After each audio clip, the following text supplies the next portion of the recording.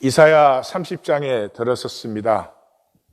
이번 주 성탄주일, 신년주일이 다 이사야 30장으로 나누게 됩니다.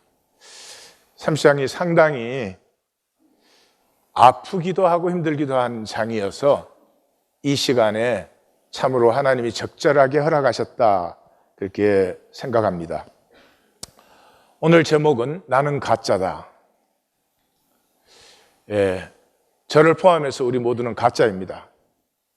진실의 함량이 절대 미달되어 있습니다. 진실의 함량이 파멸적으로 낮습니다. 우리의 삶이 행복하지 않고 풍성하고 복되지 아니한 이유입니다. 이 시대는 가족 사이까지도 진실의 함량이 낮습니다. 거짓으로 어떻게 행복이 가꾸어집니까? 거짓으로 어떻게 사랑이 가꾸어집니까? 불행할 수밖에 없고 우울할 수밖에 없고 소망보다 절망적일 수밖에 없는 시대에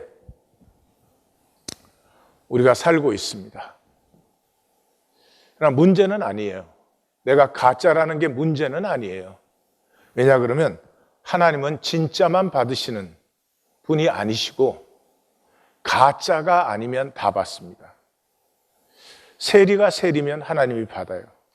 창기가 창기면 하나님이 받아요. 죄인이 죄인, 탕자가 탕자면 하나님은 받습니다. 실제니까요. 그런데 죄인이 죄인 아닌 척하면, 믿지 않는데 믿는 척하면, 하나님의 자녀가 아닌데 하나님의 자녀인 척하면, 그는 하나님은 받으실 수가 없어요. 하나님은 실제시고 하나님의 세계는 실제의 세계니까 허상과 거짓을 받으실 수가 없는 것이죠. 여기에 종교의 위험이 있습니다. 종교는 척하기로 끝날 수 있어요. 믿는 척, 신실한 척, 사랑하는 척, 말하지 않아도 우리가 잘 아는 것이죠. 이사야 30장은 하나님의 일과 사람의 일이 나타납니다. 베드로가 그 십자가를 이렇게 막았을 때 사탄아 네 뒤로 물러가라. 너는 하나님의 일을 생각하지 아니하고 사람의 일을 생각하는도다. 그 사람의 일이 무엇인가 하는 것이 여기서 밝혀졌죠. 사람의 일이 종교입니다. 종교는 기다림이 없습니다. 예수님의 표현으로 말하면 구하고 찾고 두드림이 없습니다. 상황에 리액트하느라고, 모든 상황, 크고 작고 중요하고 안 중요하고에 자동적으로 반사하느라고 기다림이 없습니다. 기다림이 있다는 말은 하나님이 변수라는 거죠. 하나님이 변수라는 것이죠.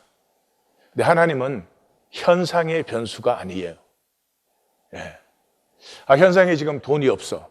그럼 하나님이 돈을 뚝딱 주시면, 그러면 하나님 믿기 경쟁이 일어날지도 모르겠어요. 근데 하나님은 본질의 실제예요. 현상을 어떻게 해주시는 게 아니고 본질 자체를 진실되게 하셔서, 우주에서 가장 강력한 능력이 진실입니다. 실제가 능력이에요. 내 삶이 진짜가 되면 진짜가 되는 것만큼 충실해지고 능력이 생기고 권세가 회복되고 자신으로 당당하고 이런 일들이 일어나요. 그런데 그것을 원하지 않고 우리는 상황에, 지금 돈이 없는데 돈 좀 주시면 좋겠고, 몸이 아픈데 몸 좀 고쳐주셨으면 좋겠고, 상황에 자꾸 하나님을 역사시키려고 해요. 그래서 종교인에게는 사실은 실제로 불신이에요. 하나님이 변수가 되지 못해요. 그래서 이 종교의 비극을 우리 모두가 살고 있어요. 종교의 비극은 그것이에요. 우리 모두는 자기 계산으로 살아요. 자기 계산 안 하고 살 수 있는 분이 있어요? 뭐가 됐든지 생각을 하고 판단하고 선택을 해야 사는 거죠. 그건 당연한 일이에요.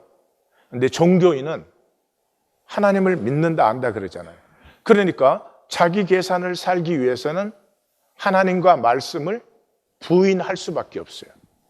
무시할 수밖에 없어요. 그러니까 하나님의 말씀을 인정해주는, 하나님을 인정해주는 종교의식이 필요해요. 이게 종교의식이 나왔을 때는 하나님을 막 높여드리고 인정해드리고, 끝나자마자 밑으로 콱 내려버리지만은, 그래서 사실은 종교의식을 할 뿐이지 삶의 실제가 아니에요. 종교는 하나님의 인도도 받지 않고 받을 줄도 모르고 받을 마음도 없어요. 당장의 상황이 중요하기 때문에. 이 본문의 역사적 배경은 요시야 시대예요. 요시야가 640년에 등극했는데 640년은 쌈틱 1세가 애굽을 다 장악하고 바벨론의 페니키아 부분을 정복하고 가나안 전체에 영향력을 미치기 시작한 같은 해입니다. 그리고 609년에 바벨론과 애굽이 싸워서 그때 무승부가 나죠. 무승부가 나는 순간에 이 가나안은 애굽의 영향력 아래 들어갑니다. 그러나 불과 4년 후에 칼케미스에서 애굽은 바벨론에 완전히 대파됩니다. 그때부터 가나안은 바벨론에 장악되는데 이 4년을 기다리지 못하고 애굽이 통일되고 힘이 생기는 것 같으니까 애굽과 화친해야 된다고 하는 친애굽주의자들이 요시야 시대 때부터 일어났어요. 그때는 주류는 아니었어요. 요시야가 있으니까. 그런데 요시야가 죽고 나서 여호야김 시대에 완전히 주류가 되었습니다. 그래서 이사야 선지자, 예레미야 선지자, 이사야 선지자가 앞선 세대지만은 이 두 선지자의 핵심은 뭐예요? 애굽을 의뢰하지 말라는 게 핵심이에요. 그리고 그게 모세 오경의 핵심이기도 해요. 여기서 애굽을 의뢰하지 말라는 것은 정치적인 팔러시가 아니에요. 애굽은 인류 최초의 그리고 최장기간의 제국입니다. 너희는 제국적인 삶으로 들어가지 말아라. 너희는 누구냐? 12 tribe community. 12지파 공동체다. 너희들은 한 가족이. 지파 안에는 대가족들이 있고 대가족 안에는 소가족들이 있고 가족으로 함께 살아가는 것이지 조직과 체계로 사는 자들이 아니다. 조직과 체계가 되면 불가분, 높은 자, 낮은 자, 잘난 자, 못난 자, 뭐 가진 자, 못 가진 자, 이게 불가분하고 그 구별이 있을 수밖에 없어요. 그때부터 사람은 천박해지는 것이. 못 가진 자는 못 가져서 천박. 더 가진 자는 더 가지려고 더 욕심을 내서 천박. 그 굴레에서 자유해서 진리로 자유할 수 있는 사람은 참으로 드물어요. 그래서 예레미야 선지자가 여호야김에게 하는 말이에요. 내가 백양목을 많이 사용하여 왕이 될 수 있겠느냐? 왕이 되면 일단 백양목 궁에 살잖아요. 그걸로 왕이 되는 거냐? 아니다. 네 아버지 요시야를 좀 봐. 내 아버지가 먹거나 마시지 아니하였느냐? 이 말은 그냥 백성하고 똑같이 먹고 살지 않았느냐? 정의와 공의를 행하지 아니하였느냐? 그때 그가 형통하였느니라. 그러니까 요시야는 백성과 동일하였어요. 그것 때문에 멸망한 북왕국에까지 그 흩어지고 보호할 길이 없는 그런 불쌍한 백성이 된 그 백성들을 다 끌어안고 그곳에 삶을 유지할 수 있는 시설들을 새롭게 하고 이런 것들을 한 것이죠. 그는 가난한 자와 궁핍한 자를 변호하고 이것이 유다 안에서뿐만 아니라 멸망한 이스라엘까지 변호하고 형통하였나니 여기 형통이 계속 나오죠. 같이 사는 게 잘 통하는 거예요. 지금은 가족이 되어도 이 통함이 막힌 시대니 얼마나 불행한 시대입니까? 이것이 나를 알미 아니냐. 하나님 알면 종교 생활하는 것 아닙니다. 하나님 알면 더불어 사는 것이에요. 요시야가 백성과 자신을 동일화했듯이 자기는 높은 사람, 백성은 낮은 사람이 아니고 이 어려운 시대에 함께 살아가야 되는 그 백성을 동일화했듯이 모두를 형제 자매로 느끼고 사는 것, 그것이 하나님을 아는 것이지 성경 지식 가지고 있고 종교 행위 많이 한다고 하나님 아는 것 아니다. 그래서 요시야는 다윗보다 더한 최고의 칭송을 하나님에게 받습니다. 요시야와 같이 마음을 다하고 뜻을 다하며 힘을 다하여 모세의 모든 율법이라고 번역된 단어가 토라, 길이라는, 요즘으로는 길이라는 의미가 더 강할 거예요.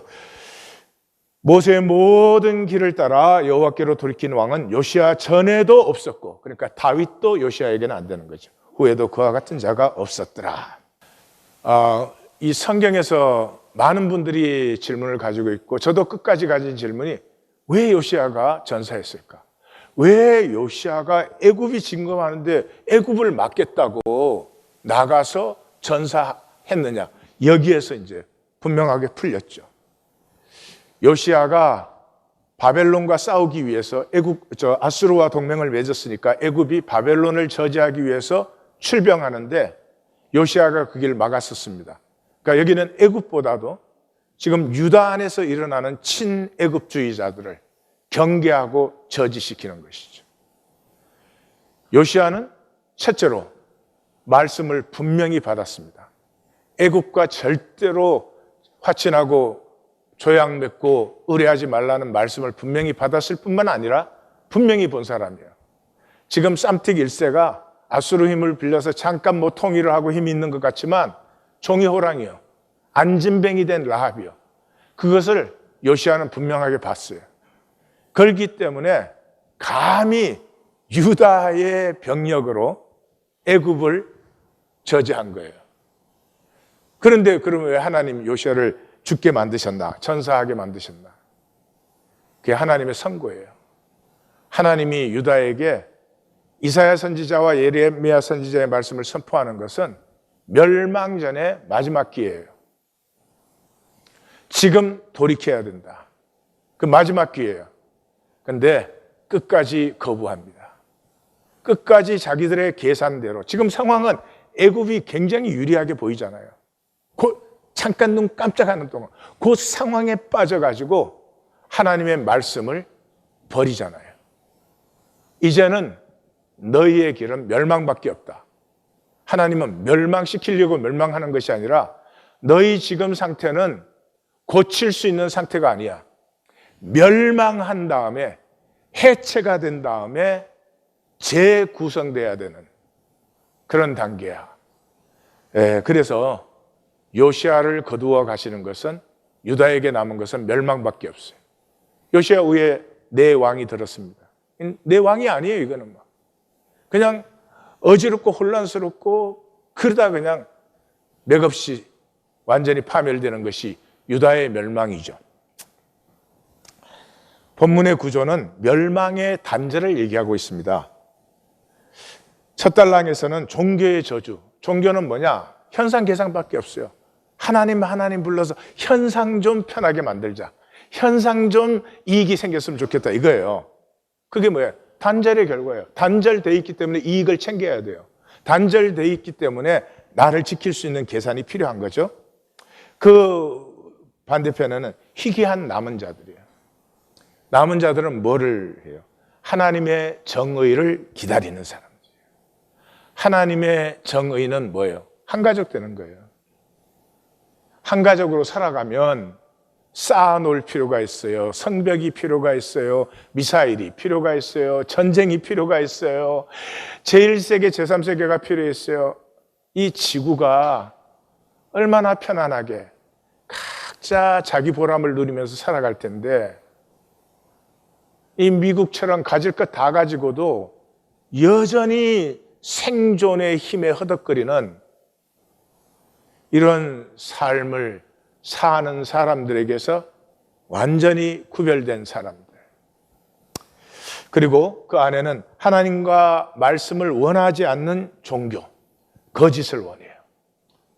뭐 종교가 나쁜 짓 한다 그런 뜻이 아니에요. 이게 단절의 본성이에요. 단절된 나는 하나님을 원하지 않아요. 하나님을 이용할 수 있었으면 참 좋겠어요. 하나님 나를 좀 축복했으면 좋겠어요. 그러나 하나님과 하나가 되고 하나님과 동행은 절대 원하지 않습니다. 왜요? 하나님과 함께하는 순간 내 에고는 소멸되니까. 이 단절의 본성이에요. 그 대칭 부분은 기다림이 없는 종교예요. 기다림이 없는 사람들은 뭐를 할까요? 뭔가를 막 해요. 뭔가 하고 있다. 주일 성수하고 있다. 기독교는 참 웃기는 데예요. 우리가 주일 지켜드려요? 우리가 뭔데? 예배까지도 가짜로 드리는데 예배로 부르심을 받은 것이 은혜지 내가 뭘 지켜드리고 안 지켜드리고. 이 종교는 정말 너무 웃기고 한심스러운데 우리는 거기에 너무 익숙해져 있어요. 그 한가운데 중심이 뭐예요? 돌이키지 못하는 종교의 멸망. 종교는 단절을 강화하고 있습니다. 종교 안에서도 에고로 하는 것은 네가 잘났냐 내가 잘났냐, 네 힘이 세냐 내 힘이 세냐, 네 생각이 옳으냐 내 생각이 옳으냐. 누구 생각이 옳으면 뭐예요? 어차피 하나 되지 않을 건데 옳으면 뭐 하느냐고. 이 종교인들은 선악과예요. 옳음에 목숨을 건 것 같아요. 종교생활 착각하지 마십시오. 속이지 마십시오.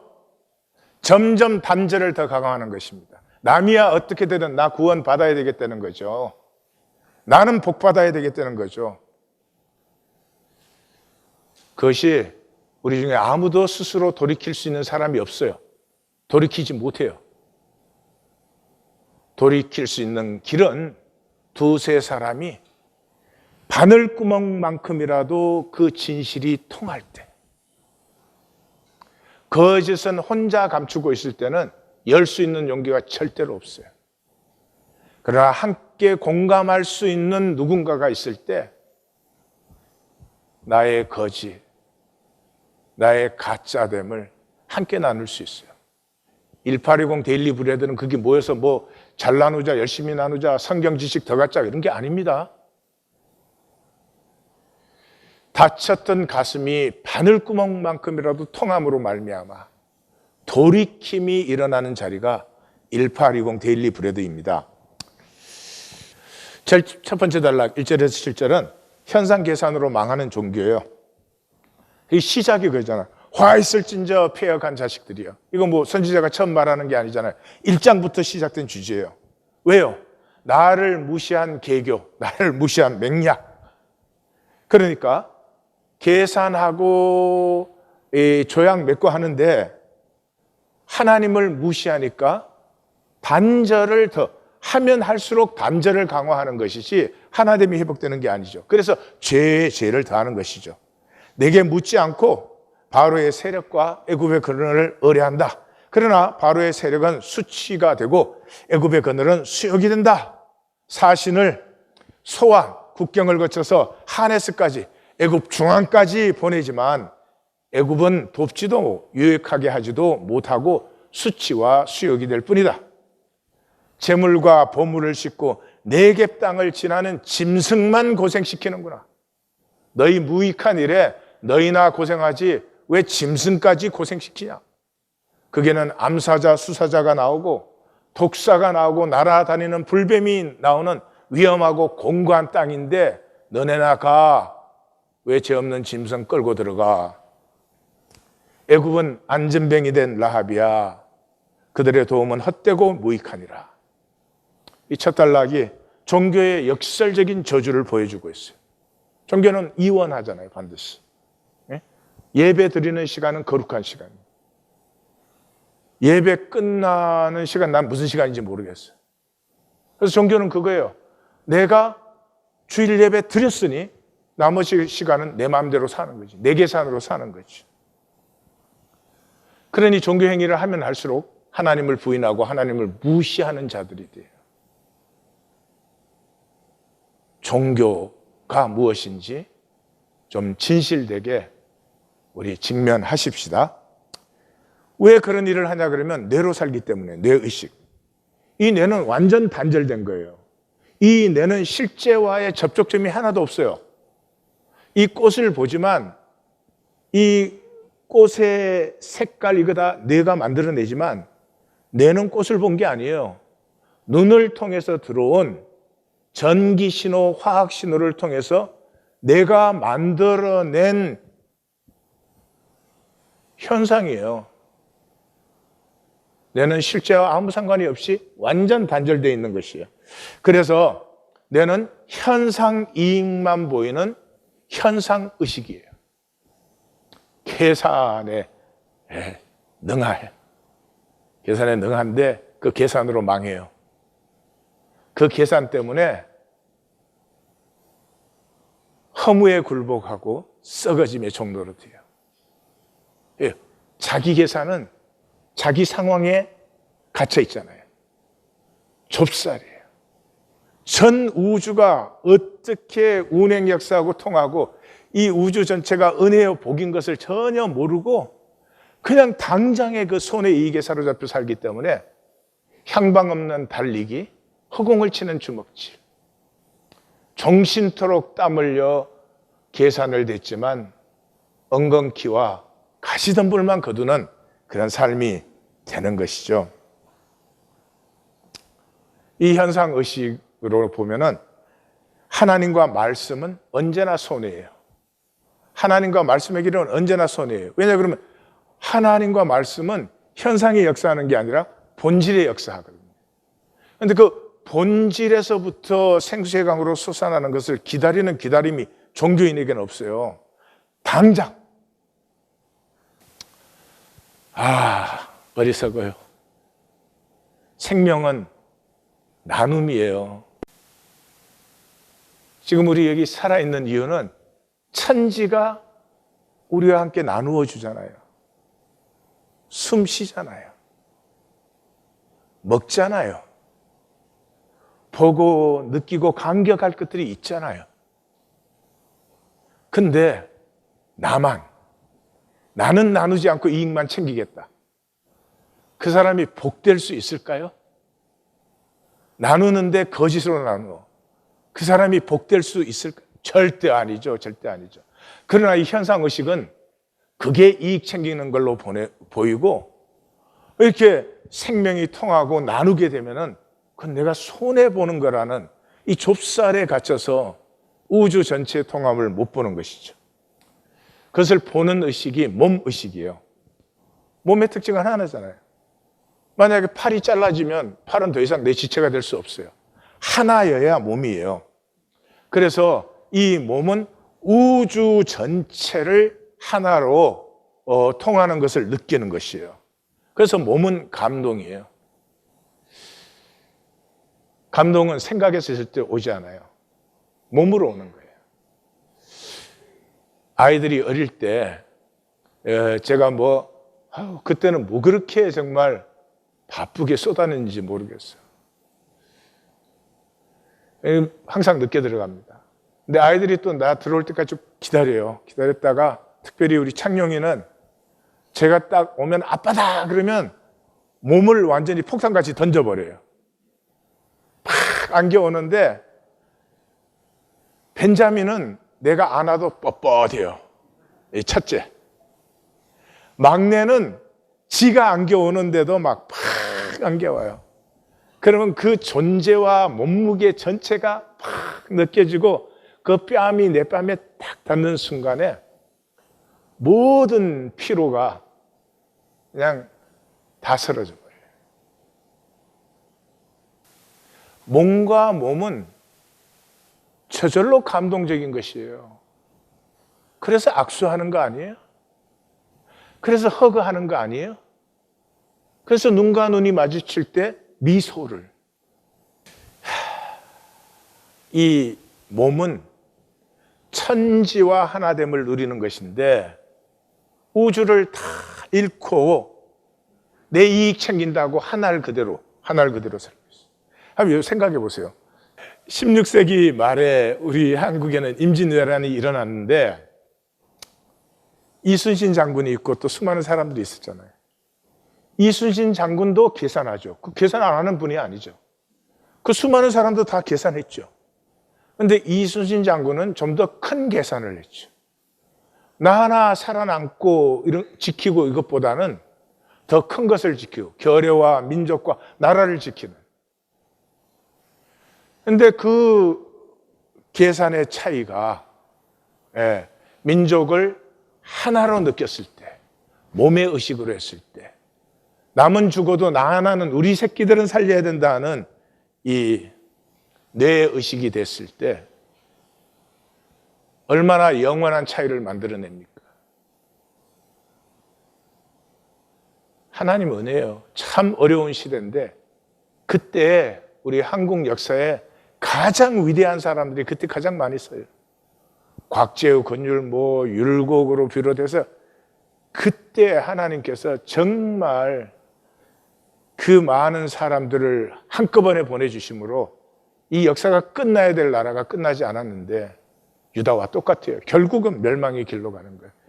개인 계산에 빠져갖고 이완용, 이지용 그 다 자기 계산된 거 아니에요.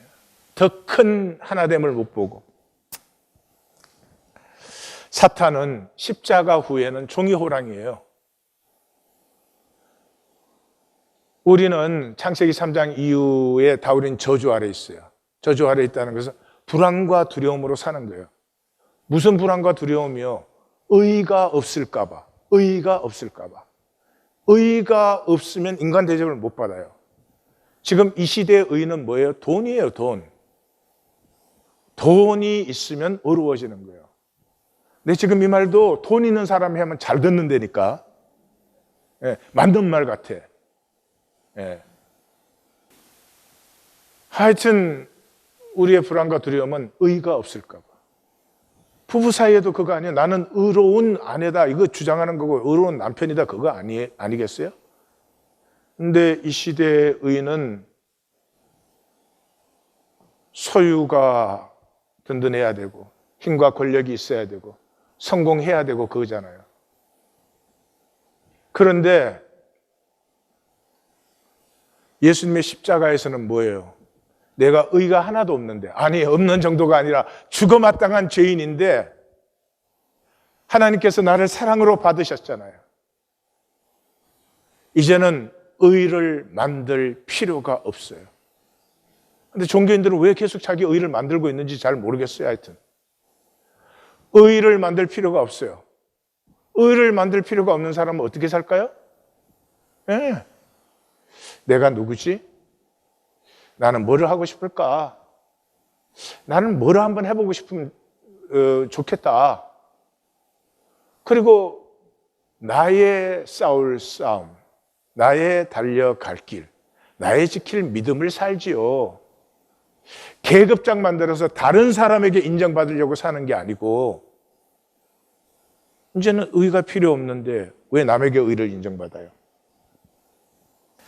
8절에서 11절은 하나님과 말씀을 무시한 그 종교에 대해서 영원한 증거를 하나님이 세우는 거예요. 다시 말씀드려요. 이 종교인들은 사실은 하나님과 말씀을 부인하는 사람들이에요. 그런데 나중에 저는 그게 하나님 섬기는 거였습니다. 저는 그게 하나님 사랑하는 길이었습니다. 그럼 뭐 할 말 없잖아요. 그러니까 하나님이 영원한 증거를 세워라. 종교는 나를 사랑하는 것이 아니고 지 에고를 사랑하는 것이다. 이게 성경의 성경론이에요. 이 성경이 기독교에서는 뭐라고 할지 몰라도 성경대로는 구약도 신약도 종교는 멸망이다 하는 것을 증거하는 책이에요. 구약의 중심이 선지서 17권이에요. 선지서 시작이 종교 버려, 나는 너희 제사와 제물에 질렸어. 난 정말 싫거든. 제발 좀 그만둬. 신약이 뭐예요? 사복음서가 예수님이 종교 피했잖아요. 종교의 2대 기둥, 안식일법, 정결례법 폐해버렸잖아요. 그리고 나머지 사도 바울의 서신은 전부 뭐예요? 두세 사람이 모여서 함께 삶을 가꾸어가는 곳, 안식일, 종교 규례, 절기 그런 거 지키는 초등학문에 기죽지 말아라. 그게 신약이에요. 그래서 서판에 기록하고 책을 써서 후대에 영원히 증거해라. 절대 종교가 아니다. 대저인은 그럼 왜 종교가 아니냐? 그들은 피해간 자식들이요, 거짓말하는 자식들이요, 여호와의 법이라고 우리 번역되는 그 토라예요. 여호와의 길을 싫어해요. 그리고 그들이 원하지 않는 것은 선견하지 말라, 바른 예언하지 말라. 그들이 원하는 것은 부드러운 말 해다오, 거짓말을 해다오.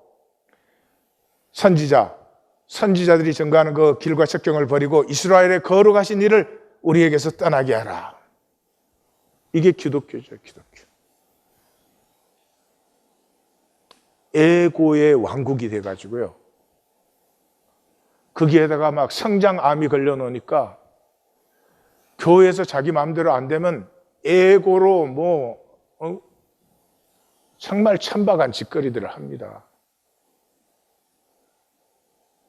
에고는 뭐예요? 관심을 먹고 사는 불가사리예요. 예. 에고의 방법으로 관심을 나에게 달라는 것이죠. 에고는 어떻게 대하는지 하나님이 잘 가르쳐 주십니다. 로마서 1장에서. 로마서 1장을 읽어보면 에고에서 나오는 온갖 그 참 이상하고 어리석고 더러운 짓거리들이 나와요. 그 짓거리들에 대해서 하나님이 어떻게 하셨다고? 내어버려 두사. 에고는 관심을 끊으면 그냥 관심을 먹고 사는 불가사리인데 저절로 끊어지는데, 예. 이걸 이렇게 반응하면 반응할수록 에고가 강화되는 거죠. 기독교는 그 에고를 부스팅 해주는 걸 사랑이라고 불러요, 사랑. 저는요, 예수님의 삶과 죽음과 부활과 성령을 통해서 이 땅에 세우신 그의 몸에 대해서 지극한 경외심과 지극한 자부심을 갖고 있습니다. 저는 그것을 너무 낮은 가치에 팔아넘긴 기독교가 정말 안타깝습니다. 그리고 저는 성도들이 저에게 에고 게임을 걸어올 때 정말 속상합니다. 나를 그렇게밖에 취급해 주지 않나? 난 여기 말씀을 증거하고 싶어서, 하나님의 길과 나라를 증거하고 싶어서 여기 있는데 자기들의 애국 게임을 걸어올 때 참 절망스럽습니다.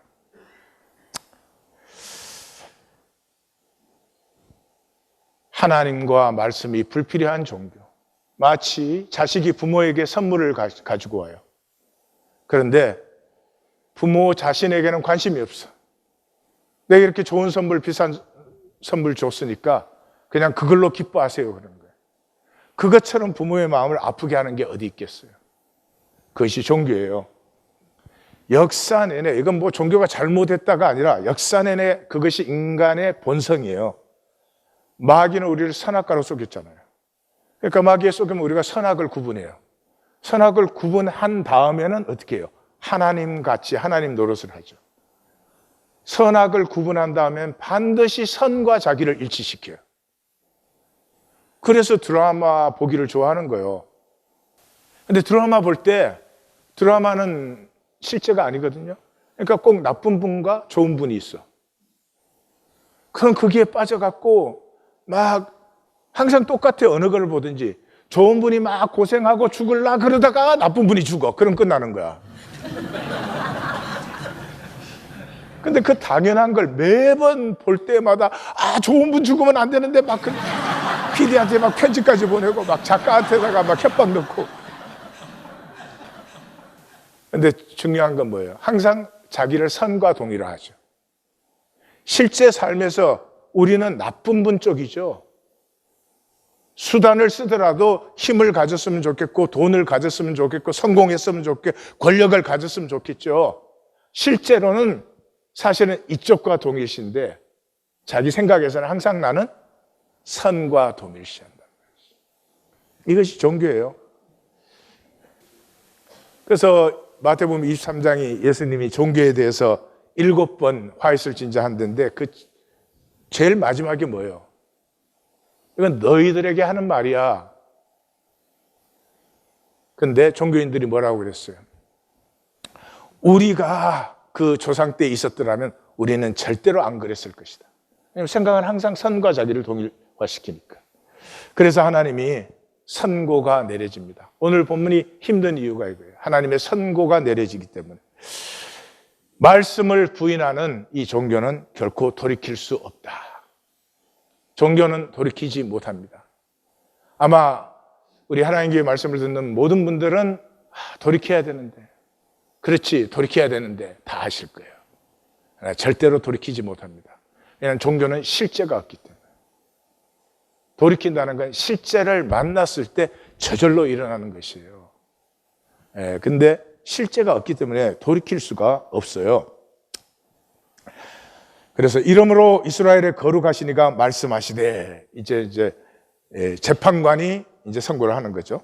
말씀은 업신여기고 허망한 세력을 고집하니 그 죄악이 담이 터져 나오듯이 순식간에 무너진다. 여기 단어가 이제 담이 무너질 때 가운데가 불쑥 튀어나오면서 확 무너지는 그런 장면이에요.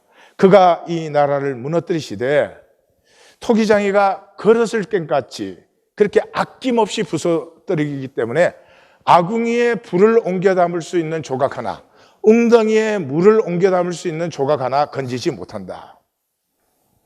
그러니까 여기 말씀은 돌이킬 수 없는 아픔을 만나라.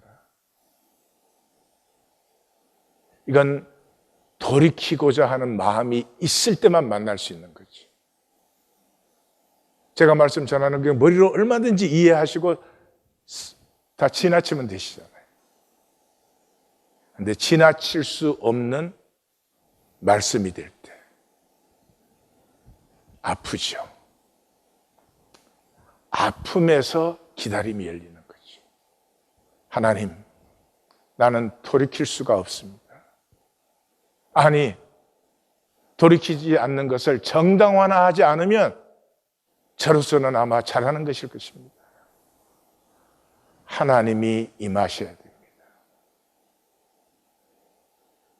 다음 주가 성탄절이죠. 주님의 오심을 대망 기다리는 시간이죠. 하나님이 임하지 않는 한 나는 애고에서 자유할 수가 없습니다. 멸망을 알면서 그리로 내려갑니다. 내 삶과 존재가 허무해지는 것을 보면서도 그것밖에 고집 못합니다. 오시옵소서. 우리의 삶은, 또 우리라는 사람은 다 부족하고 제약되죠. 그 두 가지 길밖에 없어요. 하나는 가리고 지키기 하기. 가리고 지키는 건 누구죠? 선악과의 사람이지. 선악과의 사람은 반드시 죄책감을 받습니다. 말씀을 들을 때 죄책감이 생겨요. 죄책감은 하나님이 주지 않습니다. 마귀가 주는 것이에요. 죄책감이 생기면 어쩔 수 없잖아요. 가리기 해야 되고 보이기 해야 되고. 왜요? 선악과의 사람은 관심의 중심이 다른 사람이 나를 어떻게 보는가 하는 것이에요. 저는 모태신앙 그런 막 화가 날 때가 있어요. 중고등부 지도할 때 보면 부모가 가르쳐 주는 게 아픈 가슴으로 하나님을 찾는 그런 신앙을 안 가르쳐주고 그냥 그 인간의 게임인 종교 생활만 보여줘가지고, 그럼 뭐 애는 어릴 때부터 그게 신앙인 줄 알고 자라나가지고 그렇게 하는 거죠. 뭐 어떻게 하겠어요. 그렇다고 종교가 뭐 그걸 깹니까? 어떻게 합니까? 그래서 참 얼마나 신실한 사람들이, 참 괜찮아요 사람들이. 그런데도 하는 짓은 계속 에고 게임을 해요. 이 마귀의 계계가 얼마나 뛰어납니까? 그 에고를 중단시키거나 저지하려고 건드리면 에고는 살맛이 납니다. 관심을 먹고 사는 불가사리이기 때문에. 그러니까 뭐 두고 기도밖에 못해요. 참 정말 기다림이 없으면 갈 수 없는 길이기도 합니다. 15절에서 16절에 종교는 에고의 노릇으로 구원받는다고 합니다. 현상의 우리의 삶은 다 역할이에요. 역할. 예수님의 산상수훈의 결론이 뭐예요? 마지막에 주님 앞에 나왔을 때 내가 종교로 노릇했다는 거죠. 종교의 노릇 많이 했다는 거죠. 예수님이 그래, 네가 노릇 많이 했지. 역할을 했지. 근데 역할이 너는 아니잖아. 너는 누구니? 나는 너를 도무지 알아볼 수가 없구나. 주 여호와 이스라엘의 거룩하시니가 말씀하시되, 삼중 강조죠. 뭐를 강조하고 있어요? 이스라엘의 하나님. 이스라엘의 하나님이 뭐예요? 내가 너희를 불렀다는 거죠. 내가 너희를 불렀다는 거죠. 너희가 돌이켜 조용히 있어야 구원을 얻을 것인데, 잠잠하고 신뢰하여야 힘을 얻을 것인데 너희가 원치 않는다. 그러면서 우리가 말 타고 도망할 수 있고 빠른 짐승 타고 도망할 수 있고, 그렇지만 아무리 도망해도 쫓는 자들이 더 빠르다. 종교인들은 우리가 할 수 있다. 우리가 피할 수 있다. 그러나 결국은 만나는 건 멸망뿐이에요. 종교인들은 이렇게까지 했는데 다 그렇게 하는 거 아니야? 더 이상 뭘 어떻게 하라? 뭘 어떻게 하라는 게 아니고 그 하는 걸 멈추어라는 것인데, 에고의 반사는 항상 내가 뭘 한다는 거 아니겠어요? 근데 잘 생각해 보세요. 그 하는 것은 전부가 내가 신나야 하는 거예요. 내가 손해보는 건 절대로 하지 않아요. 내가 해도 남들이 알아주지 않는 건 하지 않아요. 사람에게 보이려고 한 것은 다 패한 거 아니에요? 그 향기가 다 날아가 버린 거 아니에요? 무엇보다도 그것은 기다림을 패해버렸죠. 즉각적인 리워드를 받아야 되니까. 나는 나의 일을 즐기고 하나님은 하나님의 열매를 맺으실 거라는 기다림이 없죠. 무엇보다도 계산에서 나왔으니까 감동이 없죠. 감동이. 하는 자기도 감동이 안 되니 그게 누구를 감동시켰겠어요? 무슨 일을 하든지 마음을 다하여 죽게 하듯 하라. 이것이 하나님의 형상으로 창조된 사람의 삶이에요. 사람은 감동을 나누는 존재예요. 총 결론이 남은 자죠. 지극히 희귀한 남은 자들. 남은 자들은 기다림의 사람들이죠. 하나가 꾸중하니까 1000명이 도망하고, 5이 꾸중하니까 다 도망하고, 남은 자는 저 산꼭대기에 겨우 남은 깃발 하나같이, 저 산마루 위에 빛이 하나같이, 그렇게 남은 자들이 희귀해요. 근데 그 남은 자들은 뭐를? 여호와께서 기다리시나니 너에게 은혜를 베풀려 하며 여호와께서 일어나시리니 너희를 긍휼히 여기심이라. 대저 여호와는 정의의 하나님이시라. 그를 기다리는 자는 복이 있도다. 하나님을 찾는 자는 하나님이 다 받으십니다. 하나님을 찾는데 니는 좀 부족하지 않냐 이런 것은 하나님의 본성 자체에 없어요. 예. 그래서 하나님을 찾을 때 보세요. 우리가 내 욕심과 원함으로 살 때 그러잖아요. 내가 원하는 게 있어요. 그러면 안 되면 어떡하지? 이게 반드시 따라오잖아요. 내가 욕심 부르는 것이 있으면 그게 안 될 거야. 이게 따라오는 거예요. 이 대극의 법칙에서 우리의 삶은 다 안전뱅이가 되는 것이에요. 그런데 하나님을 바라볼 때는 하나님은 불가능하심이 없잖아요. 그러니까 하나님을 바라보는 사람은 하나님만을 바라보는 집중이 생기죠. 여기에서 모든 거짓과 계기가 쓰러지기 시작하고 삶의 중심이 세워지면서 형통함의 역사가 일어나는 거죠. 정의의 회복을 기다리는 사람. 정의가 이루어지면 불의와 거짓이 없어지는 거죠. 불의와 거짓이 없다는 것은 실제가 회복되는 것이죠. 실제가 뭐예요? 우리는 다 하나님 안에서 한 가족인 것이 실제죠. 그러니 하나님 안에 한 가족인데, 그리고 이 현상의 삶은 광야를 지나는 여정이에요. 일용할 양식을 먹는 것이지 쌀까마 지고 가는 자는 어리석은 자예요. 그래서 정의를 바라보는 자는 신약적으로는 주님의 기도를 드린 자에게 우리 모두 함께 나누어서 일용할 양식으로 살고 부족함밖에 없는 우리는 서로 용서하면서 무엇보다 안쓰러운 시험에 드는 사람, 가슴 아픈 사람, 낭망하는 사람 혹시라도 있을까 봐 안쓰러워하는 아름답고 높은 의식이에요. 자식은 우리가 안쓰러워하잖아요. 구원은 천지와 하나됨이에요. 근데 천지와 하나 되는 것은 몸으로만 가능한 것이에요. 천지는 인내하다 노자 그랬잖아요. 그래서 예수님은 뭐 더 간단하게 표현해요. 하나님이 그 해를 악인과 선인에게 비추고 비를 의로운 자와 불의한 자에게 다 주시죠. 천지는 인내해요. 그래서 몸으로 살면 그 천지와 내가 통하게 되어서 하나님의 그 천지의 창조의 원리인 좋았더라 좋았더라 심히 좋았더라가 피어나는 거죠.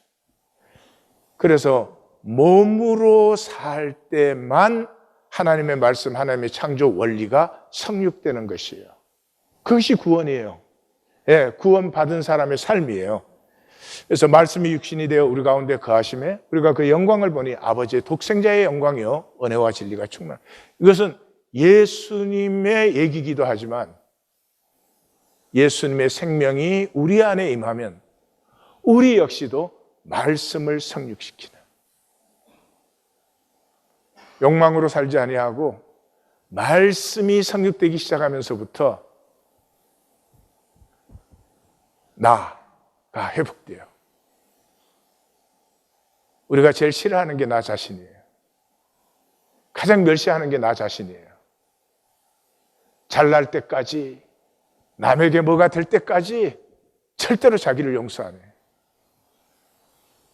그런데 나를 통해서 하나님의 원리가 피어날 때 비로소 하나님 형상에 나라는 존재의 아름다움을, 그 신비를, 그 숭고함을 손톱끝만큼씩 느끼는 것이지만 그것은 삶의 이 퍼스펙트 자체를 확 바꾸어 버리는 것이죠. 그래서 우리의 기다림은 우리를 통해서 하나님의 영광이 현현되는 거예요. 그때 이제 우리가 복이 되는 거예요. 사람을 창조하시고 복을 주신 것이 제일 먼저 하신 일이죠. 아브라함을 부르셔서 너는 복이 될지라. 내가 복이 되어서 내 복으로 너가 복될 때 나의 복됨의 기쁨을 누린다. 복이 몇 번 나왔게?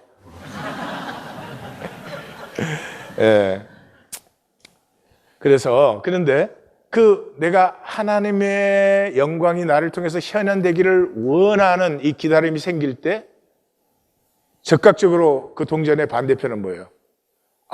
내게서는 그것이 되지 않는구나. 나에게 대한 절망이에요. 거기까지가 우리가 할 수 있어요. 오라 나는 공고한 사람이로다. 이 사망에 놓으면서 누가 나를 건져내랴. 베드로 사도가 말씀을 전가하니까 저들이 마음에 찔려 어찌할꼬, 여기까지가 우리가 할 수 있는 것이에요. 그 절망과 아픔에 하나님의 성령이 임하는 것이죠. 기다림의 반대는 상황의 계산이에요. 상황은 에고의 왕국이에요. 기다림은 실제의 본성이에요. 농부는 씨를 뿌리면 싹이 들 때까지 기다리잖아요. 자식이 태어나면 기다리잖아요. 10살 됐는데 돈 안 벌어온다고 그러나? 안 그러지. 예. 그러니까 기다리면 실제 그냥 본성이에요. 인간은 다 자기 계산 계획대로 살아요. 그게 생존의 길이기 때문에. 예. 우리 뇌가 이렇게 점점 발전해가지고 새로운 뇌가 하나 생긴 게 아닌 거 아시죠? 우리의 뇌 중심에는 파충류 뇌가 있어요. 파충류 뇌가 있고, 이건 뇌관이라고 하는 건데, 그 위에 다시 포류 뇌가 덮여져 있고, 그 포류 뇌 위에 영장류 뇌, 인간의 뇌가 덮여져 있는 거예요. 그러니까 파충류 뇌가 필요 없어서 없어진 게 아니에요. 파충류는 생존밖에 몰라요. 생존은 여전히 필요해요. 그럼에도 불구하고 지금은 파충류 뇌로 살면 안 돼요. 근데 마귀의 속은 모두는 파충류 뇌로 살아요. 어떻게 하면 내 힘이 더 세어지나? 어떻게 하면 내 경쟁력이 강해지냐? 그거밖에는 몰라요. 포류 뇌에서 비로소 감정을 느끼거든요. 포류는 젖을 먹이고 안고 그러잖아요. 사람인데 그것조차도 안 되는 사람들이 많아요. 인간의 뇌가 되면서부터 비로소 이성을 넘어서 영이 열리는 거예요. 시대의 표적을 보십시오. 지금은 생명을 피우는 때입니다. 우리의 이민 자녀들이 불쌍한 것은요, 부모들이 성공시대의 사람들이에요. 성공시대의 사람들이에요. 사는 이유가 성공이에요.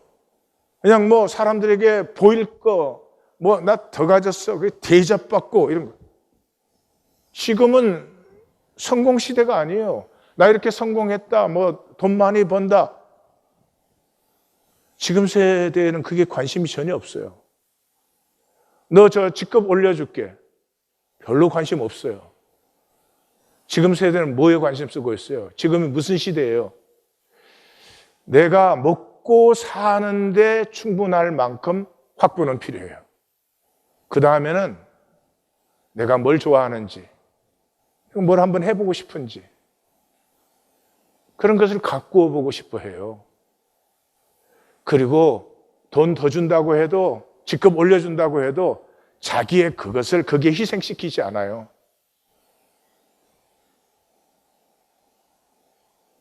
이 이민 부모들은 파충류 뇌를 갖고 있어요. 예. 자식을 그냥 자식으로 안 기르고 보일 자식.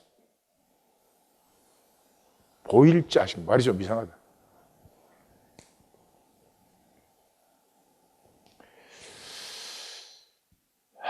왜요? 거짓에 속아서.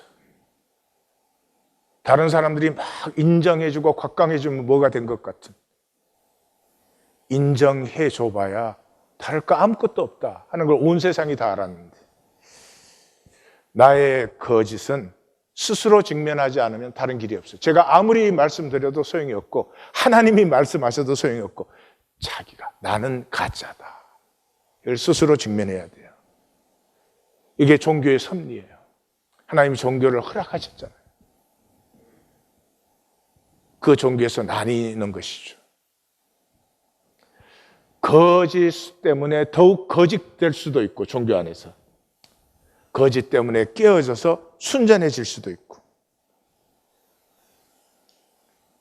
종교 안에서 거짓을 강화시키는 것이 아니라 awared encountering, 이제는 깨어서 정직한 실제를 만남으로 말미암아서 하나님이 받으시는 건 가짜만 아니면 받으시는데, 사랑하는 성도님들, 하나님은 가짜만 아니면 받아요. 근데 종교는 가짜로 정당화되기 쉬운 곳입니다. 우리 모두 깨어 있으시기를 주님의 이름으로 축원합니다. 제 경건일지 명상 하나 나누죠. 참 좋은 것들, 편안한 미소, 가슴 아린 눈물, 결연한 얼굴의 색이상, 안타까움으로 품은 용서, 깨달음에 맑아진 눈망울, 다 좋잖아요. 더 좋은 것들이 있어요. 잘못한 뒤의 아픈 가슴, 실패 뒤에 회한의 비장함, 죄 뒤에 흐르는 굵은 눈물, 처참한 어둠에도 기다리는 새 아침. 예. 생각은 평면적 선악이기 때문에 좋은 것만 좋은 것이에요. 근데 가슴은 품는 이 평면 차원을 넘어서는 것이기 때문에 가슴은요, 악 뒤에 의, 죄 때문에 피어나는 더 깊은 사랑, 이런 것들은 가슴에서 피어나는 거예요. 가슴에는 생각에는 없는 좋은 게 참 많다. 2023년은 가슴이 하나님의 감동을 만나서 사는 게 좋구나, 참 괜찮은 거구나, 내게서 이런 것이 피어나다니 이학권 성도가 쫄로 보이는구나, 이런 해가 되시기를 우리 주님의 이름으로 축원합니다. 기도하십시다.